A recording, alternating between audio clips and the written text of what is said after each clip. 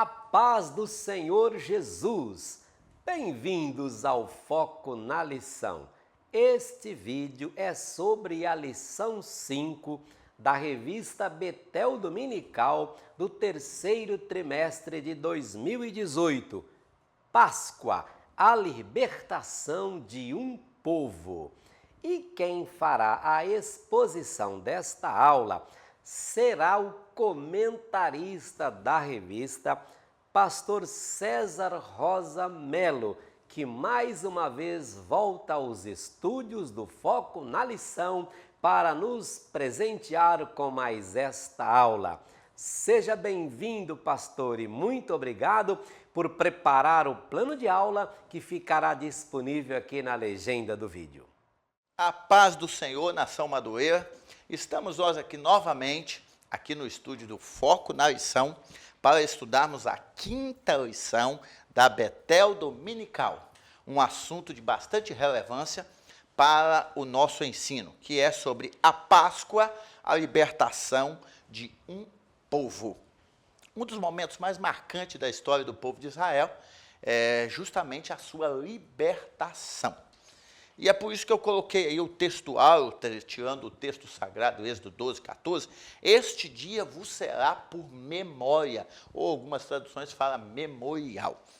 Essa palavra memorial é uma palavra que do hebraico ela se chama zikaron, que é na realidade um evento onde é marcado para que aquilo não esqueça de comemoração. Se você olhar as festas que Deus estabeleceu para o povo, você vai chegar à conclusão de que as festas não eram um simples ajuntamento de pessoas. Não. Elas tinham um objetivo. Qual é o objetivo? Trazer à memória algum evento do passado na vida. Então, quando Deus institui a Páscoa, o que Deus queria que o povo soubesse era o que aquilo significava para eles.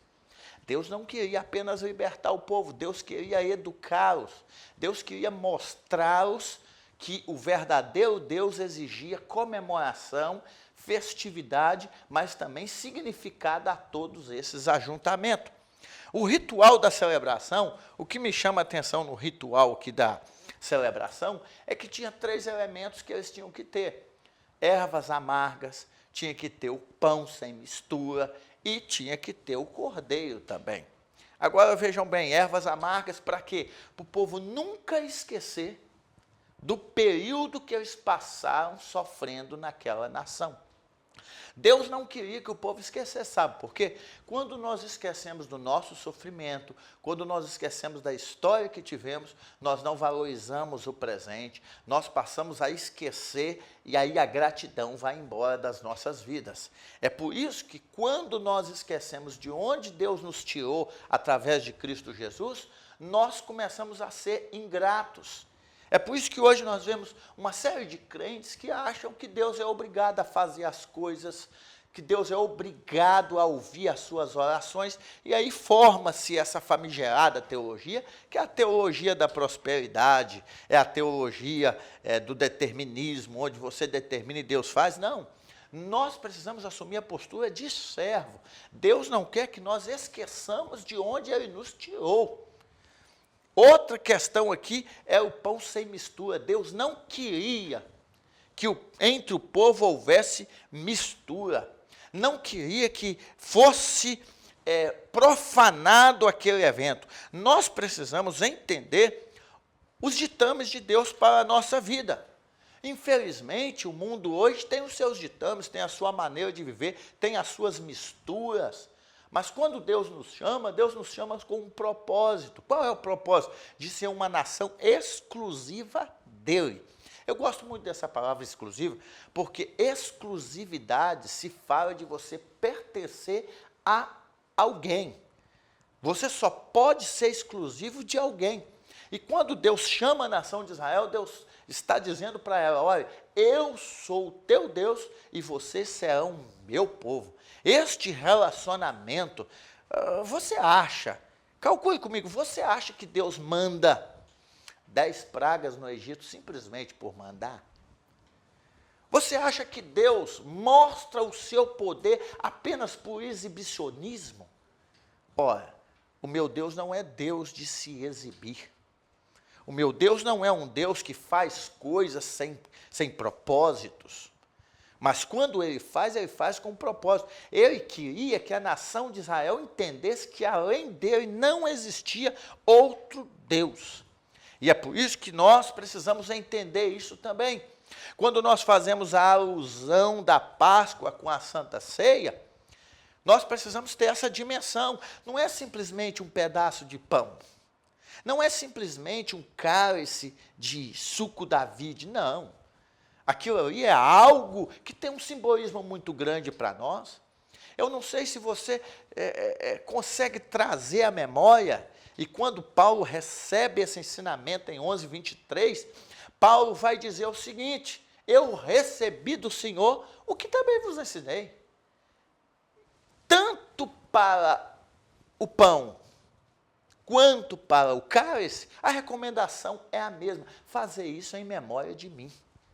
Se eu não trago à memória o que aquilo significa para a minha vida, eu lamento te informar, você não está vivendo o momento da ceia, você está participando, mas não celebrando. E nós precisamos delinear muito bem essa palavra. Tem pessoas que participam da ceia, mas não celebram. Porque o que Deus quer é a celebração desse ato. E a celebração só existe quando eu trago à memória aquilo que representa na minha vida. Então, que nós venhamos aprender com isso, porque, embora Israel teve a sua Páscoa, no Novo Testamento, Cristo é a nossa Páscoa.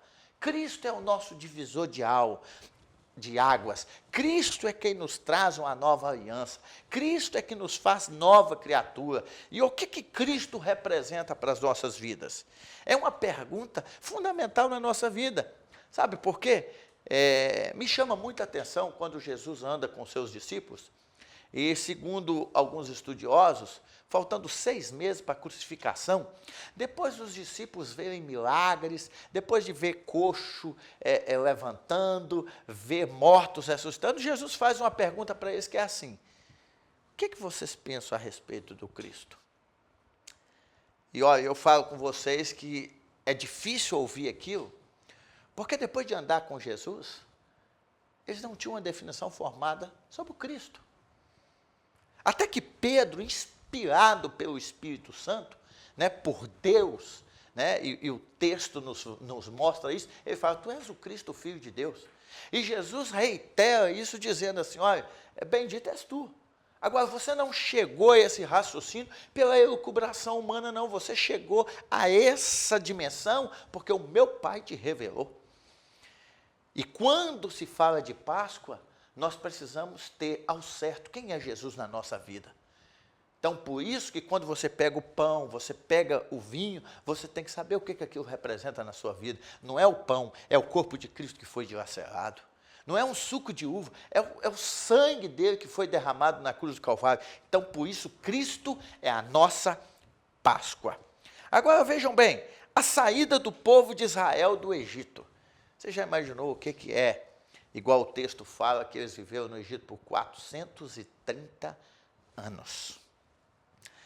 Chega o tão esperado momento da saída do povo do Egito. Mas o que me chama a atenção, sabe o que é? É que muitos egípcios creram na palavra, e muitos deles saíram junto com o povo de Israel, e isso está registrado no livro de Êxodo, capítulo 12, quando fala que uma pequena mistura de gente saiu. Embora muitas pessoas creem nas promessas de Deus, e elas vão entrar nesse projeto conosco, mas mais tarde vocês verão que essa mistura trouxe alguns problemas para a nação de Israel. Sabe por quê?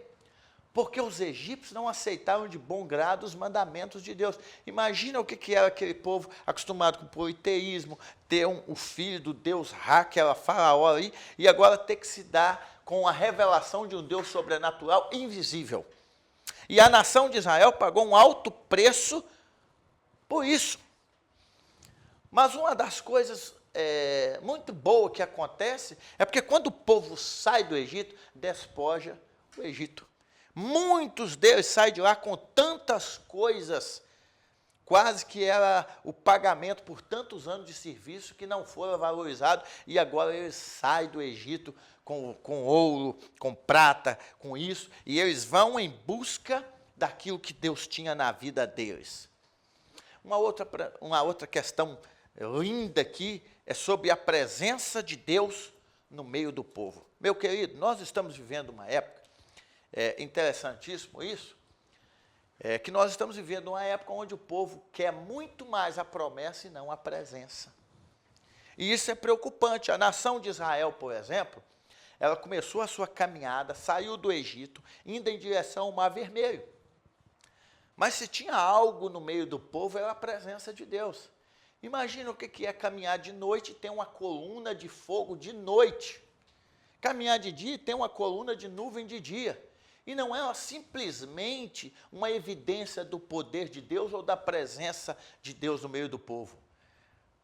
Imagina o que era 600.000 homens, fora mulheres e crianças, caminhando no deserto, onde as temperaturas durante o dia se elevam de maneira assustadora, tudo fica quente, abafado, em pleno deserto, mas a coluna de nuvem de dia servia não somente para guiar o povo, mas também para proteger do calor do sol, fazendo sombra para toda aquela população. À noite não é diferente também. As altas temperaturas, à noite, elas se tornam baixas. Aquele frio no deserto, fora isso, os animais peçonhentos. Mas a coluna de fogo à noite, além de espantar os animais peçonhentos, guiava o povo e protegia o povo. Então pense nessa questão do povo sendo guiado por Deus. Se tem algo na nossa vida que nós precisamos entender, queridos, é que nós temos um Deus. E esse Deus não somente nos guia, mas nos protege de todo mal. Sabe por quê? Porque Ele quer nos levar a um porto seguro. Agora, quando nós olhamos o texto, nós vemos que Deus resolve levar o povo pelo caminho do Mar Vermelho. E o que eu aprendo nisso aqui é que Deus queria mostrar para o povo o seu poder, um milagre que eles jamais viam, mas também Deus sabia que se levasse ele por outros caminhos, na primeira dificuldade, eles iriam voltar.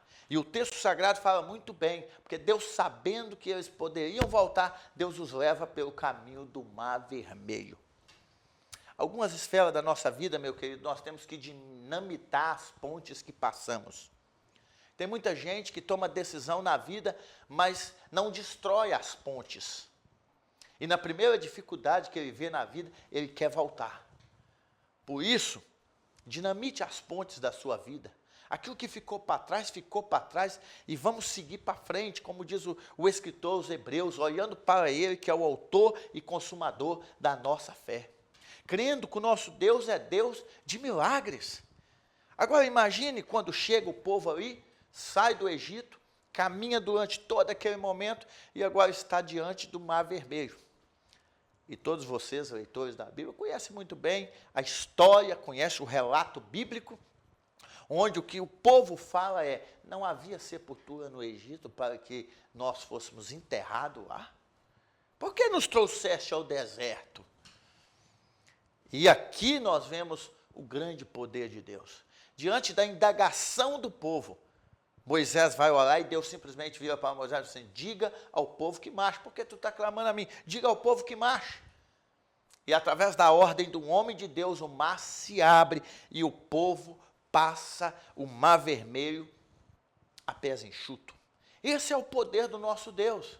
É um Deus que abre porta onde não existe porta. Imagine, tinha montanhas de um lado, mar na frente, o exército de Faraó atrás, o que fazer? Mas é o Deus que abre porta onde não existe porta. Talvez você esteja passando um momento também na sua vida em que você não esteja vendo saída para os problemas que você está enfrentando. Creia que Deus é um Deus que abre porta onde não existe porta. E o que eu acho interessante é que muitas pessoas falam por aí que, na realidade, o lugar onde o povo de Israel passou foi um lugar muito raso, e eles inventam muitas desculpas para isso, mas o que fica evidente é que como é que um exército inteiro se afoga no Mar Vermelho se ele era tão raso? E Deus aqui coloca um fim na história daquele faraó. Deus coloca um fim naquela história, porque Deus mostra que ele era fiel à promessa que havia feito para Abraão, para Isaac e para Jacó. Quando o povo atravessa o Mar Vermelho e o exército de Faraó está lá, eles começam a andar dificultosamente e o Mar Vermelho fecha e todo aquele exército é sucumbido naquele mar. E chega do outro lado, o povo de Israel começa a cantar o canto da vitória. Meu amado, isso aqui é muito lindo para as nossas vidas. Nós precisamos extrair cânticos dos momentos agonizantes da nossa vida. Que nós venhamos a aprender a exaltar a Deus diante daquilo que Ele faz. E Deus estava tão interessado que as nações passadas soubessem disso, é que Deus manda estabelecer um memorial. Quando os vossos filhos perguntarem que pedras são essas, vocês dirão, esse é o dia em que Deus salvou o povo de Israel do Egito. Que nós venhamos a entender isto, que Deus ele sempre tem princípios.